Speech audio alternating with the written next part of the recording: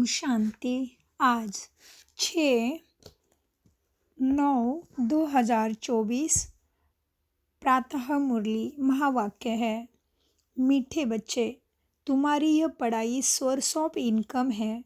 इस पढ़ाई से 21 जन्मों के लिए कमाई का प्रबंध हो जाता है। प्रश्न, मुक्तिधाम में जाना कमाई है या घाटा?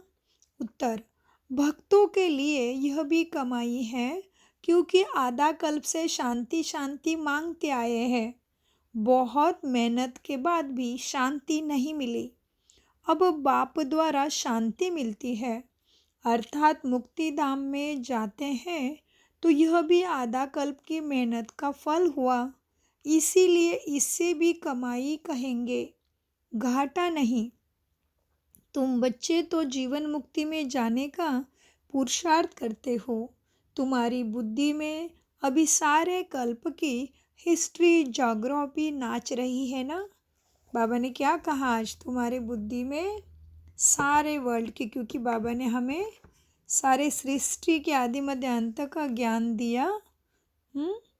और अभी देवताओं का गायन करते हैं सभी, क्योंकि यह अपवित्र मनुष्य की दुनिया है और बाबा हमें पवित्र दुनिया में लेके जा रहे हैं।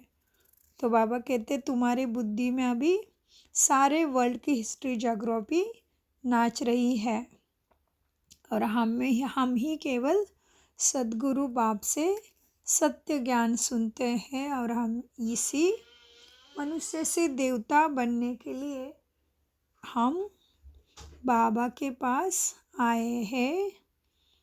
तो बाबा धारणा के लिए कहते हैं, इस पतित छीछी दुनिया से बेहद का वैराग्य रख आत्मा को पावन बनाने का पूरा पुरुषार्थ करना है।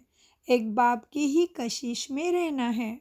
2, ज्ञान की धारणा से अपनी बैटरी भरनी है। ज्ञान रत्नों से स्वयं को धनवान बनाना है।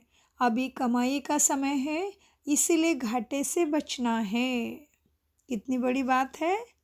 घाटे से बचना है, उसके लिए क्या करना पड़ेगा? अटेंशन, और हर समय बुद्धि में अपने सत्य की स्मृति की मैं चमचमता तेजस्वी मनुष्य से देवता बनने वाली कर्मयोगी आत्मा इस भ्रुकुटी में बैठी हूँ, लेकिन बाबा के याद के साथ, ज्ञान के स्मृति के साथ। वरदान है, ज्ञान रत्नों को धारण कर व्यर्थ को समाप्त करने वाले होली हंस भव। वरदान का विस्तार। होली हंस की 2 विशेषताएं हैं। एक है ज्ञान रत्न चुगना और दूसरा निर्णय शक्ति द्वारा दूध और पानी को अलग करना। दूध और पानी का अर्थ है समर्थ और व्यर्थ का निर्णय। व्यर्थ को पानी के समान कहते हैं और समर्थ को दूध समान। तो व्यर्थ को समाप्त करना अर्थात होली हंस बनना। हर समय बुद्धि में ज्ञान रत्न चलते रहे, मनन चलता रहे।